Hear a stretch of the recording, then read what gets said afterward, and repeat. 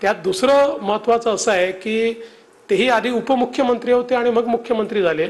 मी अर्थात मुख्यमंत्र्याचा उपमुख्यमंत्री झालो आणि पुन्हा मुख्यमंत्री झालो, पण निश्चितपणे हेही एक साम्य आमच्यामध्ये त्या ठिकाणी आहे।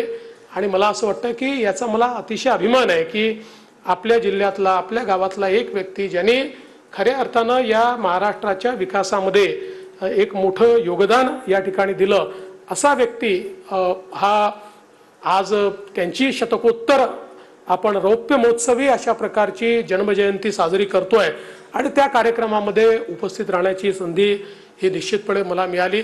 आज खरं म्हणजे चंद्रपूरला आल्यानंतर आई महाकालीचा आशीर्वाद देखील या ठिकाणी घेता आला। आई महाकाली अशी आहे की जिच्या आशीर्वादानं खरं म्हणजे आपली सगळी विघ्न दूर होतात। त्यामुळे मला असं वाटतं की आपल्या ज्या पूर्व सगळ्या नेते मंडळींनी जे काही कार्य या ठिकाणी हातामध्ये घेतलंय ते कार्य आपल्याला पूर्ण करायचं, सामान्य माणसाच्या जीवनात परिवर्तन करायचं, अशा प्रकारची शक्ती आपल्याला मिळण्याचा आशीर्वादच हा आपण त्या ठिकाणी खरं म्हणजे आई महाकालीकडनं मागत असतो।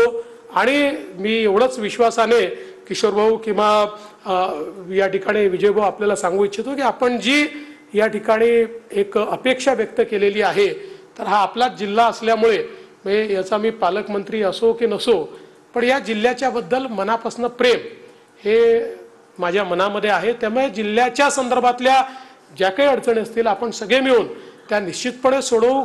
त्यामुळे जिल्ह्याला वाली नाही असं म्हणण्याचं कारणच नाही, आपण सगळेच वाली आहोत, त्याच्यामुळे कोणी सुग्रीव नाही आहे। हा कोणासारखा जोक झाला तुम्हाला माहिती आहे, तुमच्या माजी नेत्यांसारखं मी बोलत नाही। तर त्याच्यामुळे आपण सगळेच या जिल्ह्याचे वाली बनून आणि आपण शेवटी कन्नमवार साहेब जरी त्या काळामध्ये काँग्रेस पक्षाचे असले तरी देखील असे जे व्यक्ती असतात हे पक्षाचे नसतात, ते आपल्या राज्याचे असतात। त्यामुळे मी त्यांना आपल्या राज्याचं समजतो आणि शेवटी या विकासाच्या वाटचालीमध्ये पक्ष वेगवेगळे असतात, विचार वेगवेगळे असतात, पण आपल्या सगळ्यांचं ध्येय मात्र एक असतं आणि ते ध्येय म्हणजे सामान्य माणसाचा विकास करणं। त्यामुळे निवडणुका संपल्यानंतर हे पक्ष वगैरे सगळे आपापल्या ठिकाणी आपल्या आंदोलनांकरता किंवा कार्यक्रमांकरता बाजूला ठेवत राज्याच्या आणि जिल्ह्याच्या विकासाकरता आपण सगळे लोक हे निश्चितपणे एकत्रितच आहोत आणि त्याच्यामध्ये सगळ्यांनीच जे काही चांगल्या गोष्टी त्या ठिकाणी मांडल्या त्या कशा आपल्याला पूर्ण करता येतील याचा प्रयत्न हा सातत्याने आपण सर्वांनी केला पाहिजे असं माझं मत आहे। आणि म्हणून आजच्या या प्रसंगी मी आपल्याला एवढं निश्चितपणे सांगतो की दादासाहेबांचं नाव आणि दादासाहेबांचं कार्य हे पुढच्या पिढ्यांपर्यंत पोहोचण्याकरता ज्या ज्या गोष्टी करण्याची आवश्यकता आहे त्या गोष्टी आपण निश्चितपणे करू।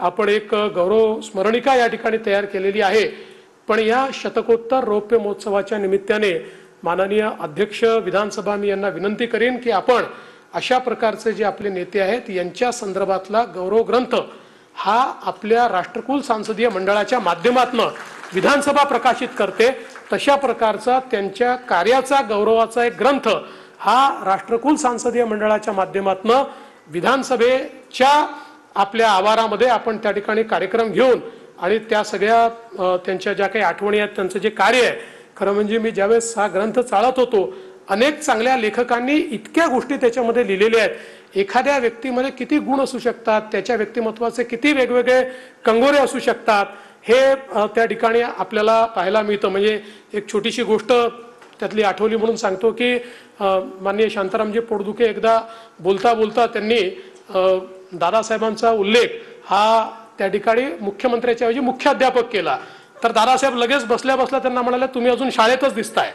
तर अशा प्रकारच्या या ज्या छोट्या छोट्या घटना असतात की ज्यातनं माणसांची व्यक्तिमत्व आपल्याला पाहायला मिळतात, तर अशा सगळ्या गोष्टी या गौरव ग्रंथामध्ये किंवा त्यांच्या आठवणींच्या ग्रंथामध्ये निश्चितपणे आपण आणू आणि त्यांचं नाव, त्यांची स्मृती राहायला पाहिजे या दृष्टीनं ज्या ज्या काही गोष्टी आपण त्या ठिकाणी सूचित करतात आपण सगळ्यांची चर्चा करून निश्चितपणे त्या संदर्भातले निर्णय घेऊ एवढंच या निमित्ताने मी सांगतो। आणि म्हणजे माझ्या जिल्ह्यातले एक व्यक्ती की ज्यांनी एवढी उंची गाठली त्यांचा गौरव करण्याकरता मला येता आलं याबद्दल या समितीचे मी अतिशय मनापासून आभार मानतो आणि माझं बोलणं संपवतो।